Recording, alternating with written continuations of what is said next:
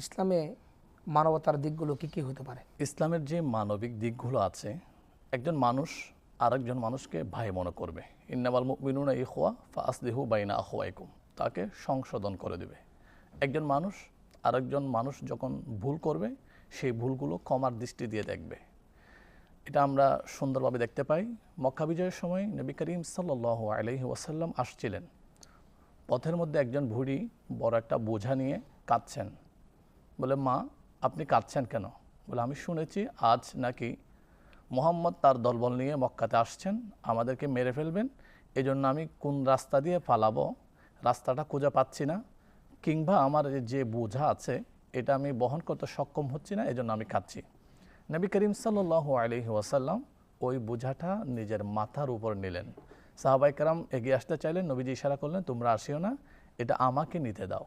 নবীজি মাথার উপর বহন করলেন, পাহাড়ের চূড়ায় পৌঁছে দিলেন। বুড়িমাকে বললেন, মা এখন আপনি নিরাপদ? বলে, বাবা হ্যাঁ হ্যাঁ আমি নিরাপদ। বলে, মা আমি যাই?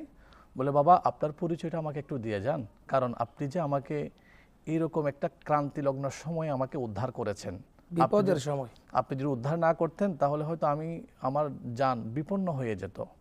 আপনি যে আমাকে উদ্ধার করেছেন, আপনার পরিচয়টা দিন।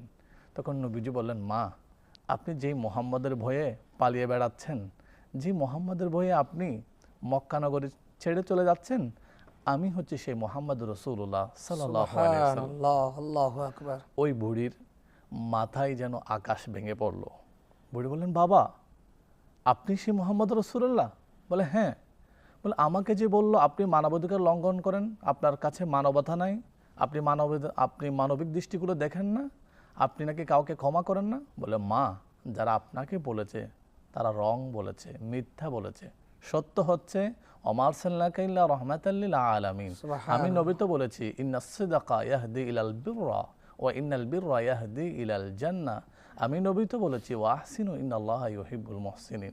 আমি নবী তো এটা সমাজে রন্ধ্রে রন্ধ্রে প্রতিষ্ঠিত করেছি।